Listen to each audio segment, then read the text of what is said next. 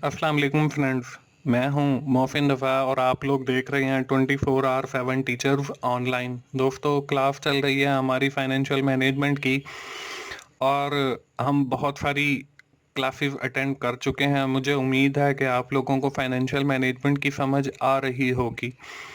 दोस्तों, पिछली एक दो क्लासेस से हम लोगों ने कैपिटल बजटिंग के ऊपर अपनी बात शुरू की थी और आज उस कैपिटल बजटिंग के हवाले से तो हमारा कोई तीसरा या चौथा लेक्चर है, लेकिन वैसे हमारी जो क्लास है वो 13 चल रही है। दोस्तों, आज की क्लास में हम लोग बात करने वाले हैं प्रॉफिटेबिलिटी इंडेक्स के ऊपर और रिटर्न ऑन इन्वेस्टमेंट के ऊपर। दोस्तों, आज की क्लास शुरू करने से पहले हम लोग देख लेते हैं जल्दी से कि हमने पिछली क्लास के अंदर क्या पढ़ा था।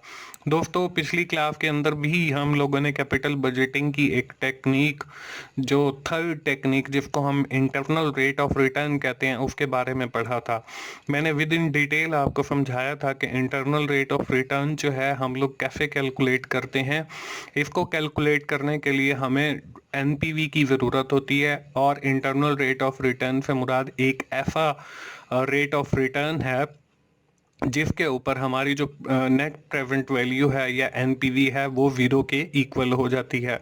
और साथ ही साथ मैंने आपको ये भी बताया था कि इसको कैलकुलेट करना जो है वो थोड़ा सा मुश्किल है। वो मुश्किल क्यों है? वो इस वजह से है कि इसके अंदर हमें डिफरेंट एनपीवीज कैलकुलेट करनी पड़ती हैं to find out the IRR को फाइंड करने के लिए। तो दोस्तों, यहाँ तक तो थी हमारी पिछली क्लास। आज की क्लास में हम लोग बात करने वाले हैं पीआई प्रॉफिटेबिलिटी इंडेक्स के ऊपर और आरओआई रिटर्न ऑन इन्वेस्टमेंट के ऊपर। दोस्तों, ये वही हमारी स्लाइड है जो पिछली 3-4 क्लासेस से हम लोग देखते आ रहे हैं और इसके ऊपर मैंने आपको कैपिटल बजटिंग टेक्निक्स दिखाई हैं। दोस्तों, पिछली क्लास तक हमने पे back period, net present value और इंटरनल रेट ऑफ रिटर्न जो है विद इन डिटेल पढ़ा और मैंने आपको समझाया कि हम ये कैसे कैलकुलेट करते हैं और इससे फिर हम डिसीजन मेकिंग कैसे करते हैं। दोस्तों, आज की क्लास में हम लोग बात करने वाले हैं रिटर्न ऑन इन्वेस्टमेंट के ऊपर और अपनी पांचवी टेक्निक प्रॉफिटेबिलिटी इंडेक्स के ऊपर। आज की क्लास में मैं आपको ये बताऊंगा कि इनको कैलकुलेट कैसे करते हैं, इनकी फाइनेंशियल मैनेजमेंट के अंदर क्या अहमियत है और हम जब फाइनेंशियल डिसीजन ले रहे होते हैं तो हम रिटर्न ऑन इन्वेस्टमेंट को फॉलो करते हैं या प्रॉफिटेबिलिटी इंडेक्स को फॉलो करते हैं या इन दोनों में से कौन सी टेक्निक को फॉलो करते हैं या हम इन दोनों टेक्निक्स को फॉलो करते हैं। ये सारी जो बातें हैं या ये जो सारे सवाल हैं, इनके जवाब के लिए हम जो है आज सारी डिस्कशन करेंगे। तो आज की क्लास शुरू करने से पहले हम लोग देख लेते हैं, हम प्रॉफिटेबिलिटी इंडेक्स को पढ़ने जा रहे हैं तो हमें पता होना चाहिए कि प्रॉफिटेबिलिटी इंडेक्स बेसिकली होता क्या है। दोस्तों, profitability index may be defined as the ratio of the present value of future cash flow to the initial investment। के profitability index से मुराद ये है या ऐसी प्रेजेंट वैल्यू है आपकी फ्यूचर कैश फ्लो की with respect to the initial investment. ये तो हो गया प्रॉफिटेबिलिटी इंडेक्स के हवाले से। इसके साथ जो है हमें ये भी पता होना चाहिए कि रिटर्न ऑन इन्वेस्टमेंट क्या है। Return on investment mean the average cash flow of the business is making as the percentage of investment. कि आपका जो इन्वेस्टमेंट है, जो आपने किसी भी प्रोजेक्ट के अंदर, किसी भी बिजनेस के अंदर इन्वेस्ट किया, उसके ऊपर आपको कितना रिटर्न मिल रहा है इन शेप ऑफ परसेंटेज। कि आपको उस इन्वेस्टमेंट के ऊपर कितने परसेंट जो है रिटर्न मिल रहा है, उसको हम रिटर्न ऑन इन्वेस्टमेंट कहते हैं। हर जो इन्वेस्टर होता है उसका ऑब्जेक्टिव जो है वो यही होता है कि उसको उस की अमाउंट जो वो उस बिजनेस के अंदर इन्वेस्ट कर रहा है उसके ऊपर ज़्यादा से ज़्यादा रिटर्न मिले। तो हमें मतलब हर जो इन्वेस्टर है, इन्वेस्ट करने वाला, वो यही सोच रहा होता है। तो हम जब डिफरेंट प्रोजेक्ट के अंदर इन्वेस्ट कर रहे होते हैं उसमें हम प्रॉफिटेबिलिटी इंडेक्स को तो देख ही रहे होते हैं, लेकिन हमारी कोशिश ये होती है कि हम रिटर्न ऑन इन्वेस्टमेंट को प्रेफर करें। हम रिटर्न ऑन इन्वेस्टमेंट देखते हैं कि हमें कितनी परसेंटेज के हिसाब से रिटर्न मिलेगा।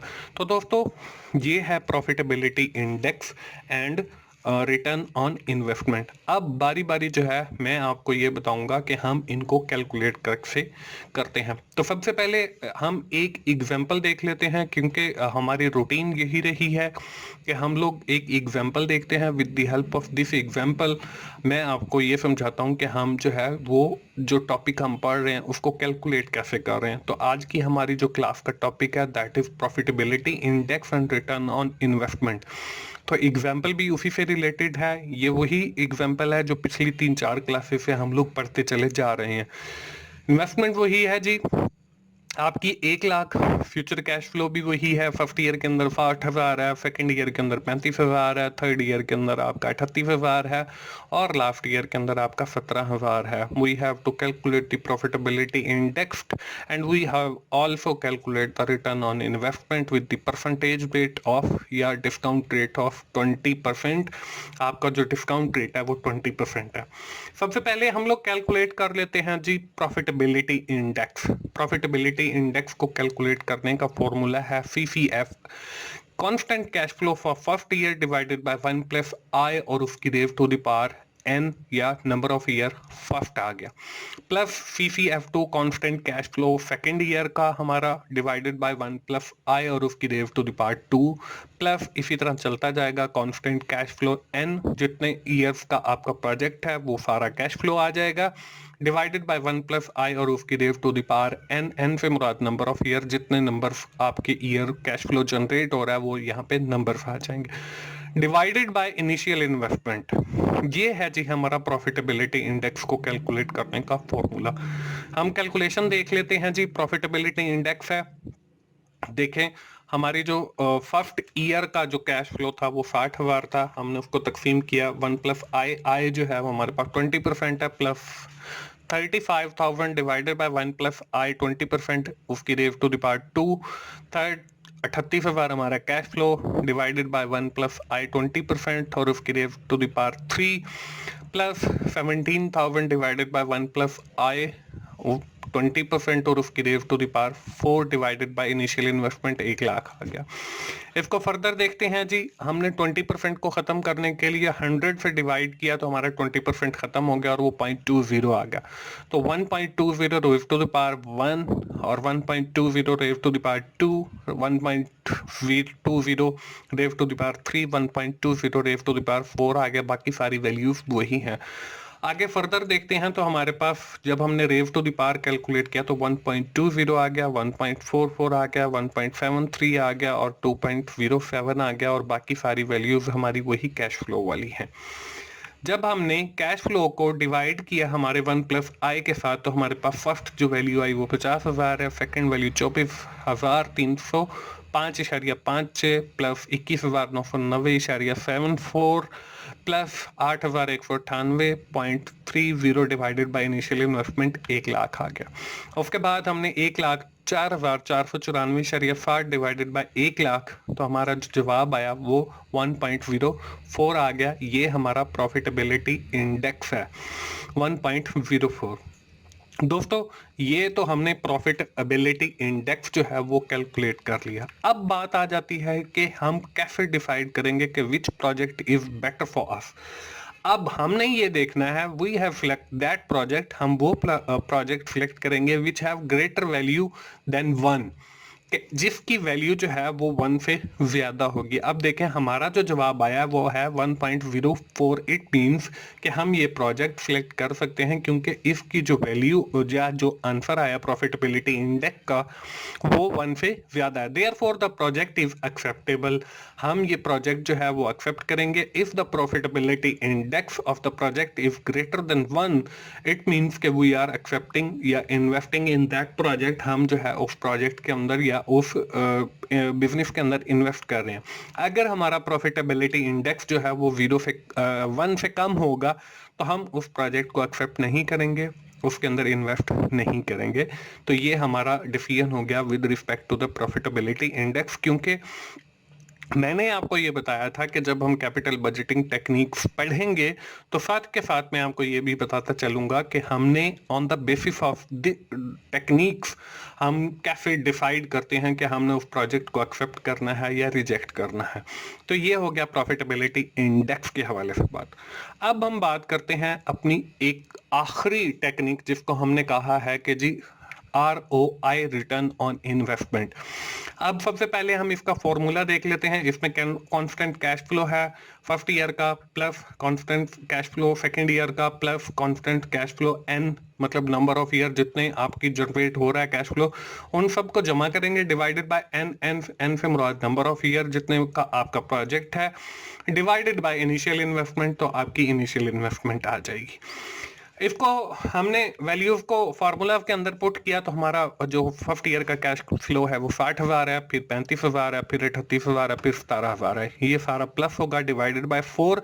अब 4 जो है वो हमारे पास नंबर ऑफ ईयर है, क्योंकि हमारे पास जो कैश फ्लो है वो सिर्फ 4 सालों का है, डिवाइडेड बाय 1 लाख। 1 लाख जो है हमारी इनिशियल इन्वेस्टमेंट आ गई। आप देखें हमारे पास 1.5 लाख टोटल बन गया, डिवाइडेड बाय 4 और डिवाइडेड बाय 1 लाख आ गया। उसके बाद हमने 37,500 हमारे पास जवाब आ गया जब हमने डिवाइड किया 1.5 लाख को 4 के साथ, तो 37,500 आ गया। उसको हमने मजीद डिवाइड करना है 1 लाख के साथ, तो हमारे पास आ गया जी 0.38 जवाब। अब हमने इसको कैलकुलेट करना है इन परसेंटेज के अंदर, कि हम परसेंटेज के अंदर कैलकुलेट करने के लिए हम लोग क्या करेंगे, 0.38 को मल्टीप्लाई करेंगे 100 के साथ, क्योंकि जब हम परसेंटेज खत्म करते हैं तो हम डिवाइड करते हैं 100 के साथ, और जब हमने परसेंटेज बनानी हो तो फिर हम लोग मल्टीप्लाई करते हैं 100 के साथ, तो हमारे पास जवाब आ गया 38%। इट मीन्स कि if we are taking this project और इन्वेस्टिंग इन दिस प्रोजेक्ट, तो we have return on investment by 38%। इसके ऊपर जो हमें rate of return on investment मिलेगा वो 38% है। अब बात आ जाती है जी हमारे डिसीजन की, कि हम डिसाइड कैसे करेंगे कि इस प्रोजेक्ट को हम अंडरटेक कर रहे हैं या इस प्रोजेक्ट को हम रिजेक्ट कर रहे हैं।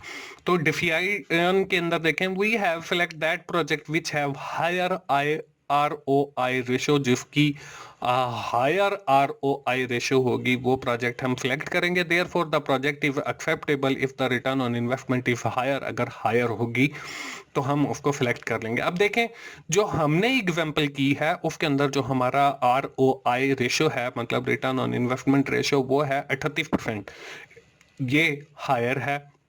अब जब भी 10% से या 20% से ज्यादा की जो रेशो होगी उसको हम हायर ही कंसीडर करते हैं। इट मींस कि हमने जो एग्जांपल सॉल्व किया वो वाला जो प्रोजेक्ट है उसको हम एक्सेप्ट करेंगे और उसके अंदर हम इन्वेस्ट करेंगे। तो दोस्तों आज हमने बात की प्रॉफिटेबिलिटी इंडेक्स की। अगर हमारा प्रॉफिटेबिलिटी इंडेक्स जो है वो 1 से ज्यादा है तो उसको हम सिलेक्ट करेंगे, और अगर हमारी रिटर्न ऑन इन्वेस्टमेंट रेशो जो है वो 10 या 20% से ज्यादा है तो देन भी हम प्रोजेक्ट को सिलेक्ट करेंगे, अदरवाइज जो है हम प्रोजेक्ट को रिजेक्ट करेंगे। तो दोस्तों ये थी हमारी आखिरी कैपिटल बजटिंग टेक्निक। क्लास खत्म करने से पहले हमारी वही पुरानी प्रैक्टिस कि मैं आपको एक एक्सरसाइज भी दूंगा। एक्सरसाइज क्या है? वही पुरानी एक्सरसाइज है जो हम हर लेक्चर के एंड पे देखते चले आ रहे हैं। हमारी इनिशियल इन्वेस्टमेंट 1 लाख है, मॉफिन एंड कंपनी की है। कैश फ्लो जो है हमारा फर्स्ट ईयर के अंदर 55,000 है, सेकेंड ईयर के अंदर जो है हमारा 40,000 है, थर्ड ईयर के अंदर 35,000 है, और फोर्थ ईयर के अंदर हमारा 25,000 है। और डिस्काउंट रेट जो है हमारा 20% है। हमने कैलकुलेट क्या करना है, हमने रिटर्न ऑन इन्वेस्टमेंट रेट भी निकालना है और प्रॉफिटेबिलिटी इंडेक्स रेट भी निकालना है, और फिर हमने ये डिसाइड करना है कि हम इस प्रोजेक्ट ए के अंदर जो है मॉफिन एंड कंपनी इन्वेस्ट करेगी या नहीं करेगी। तो दोस्तों ये थी हमारी कैपिटल बजटिंग टेक्निक्स जो हमने शुरू से पढ़ी। मैंने आपको पे बैक पीरियड का बताया कि हम क्यों कैलकुलेट करते हैं और फिर फैसले कैसे करते हैं। फिर मैंने आपको नेट प्रेजेंट वैल्यू को बताया, फिर उसके हवाले से डिसीजन बताया, फिर आपको इंटरनल रेट ऑफ रिटर्न बताया। उसके बाद हमने आज जो है प्रॉफिटेबिलिटी इंडेक्स की बात की, और साथ ही जो है हमने ROI रिटर्न ऑन इन्वेस्टमेंट की बात की। दोस्तों आज की क्लास के साथ जो है हमने जो टॉपिक कैपिटल बजट बजटिंग शुरू किया था या जो हमारा सेकंड स्टेप था इस कोर्स का वो हम कंप्लीट कर चुके हैं। मुझे उम्मीद है आपको कैपिटल बजटिंग की समझ आ गई होगी, क्योंकि ये मोस्ट इंपॉर्टेंट टॉपिक है for the financial management. Financial management का आप इसको बार बार प्रैक्टिस कीजिए और आपके एग्जाम के अंदर भी इससे रिलेटेड बहुत सारे क्वेश्चन आते हैं।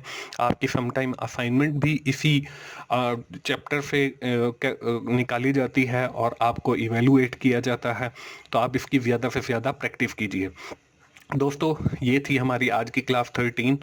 अगर आपको मेरी वीडियोस अच्छी लग रही हैं तो आप उन्हें लाइक कीजिए, अपने दोस्तों से शेयर कीजिए और कमेंट्स की सूरत में अपना फीडबैक दीजिए। और मोहसिन भाई का चैनल 24/7 टीचर्स ऑनलाइन सब्सक्राइब कीजिए ताकि मेरी हर वीडियो आप लोगों तक पहुंच सके और आप उससे सीख सकें।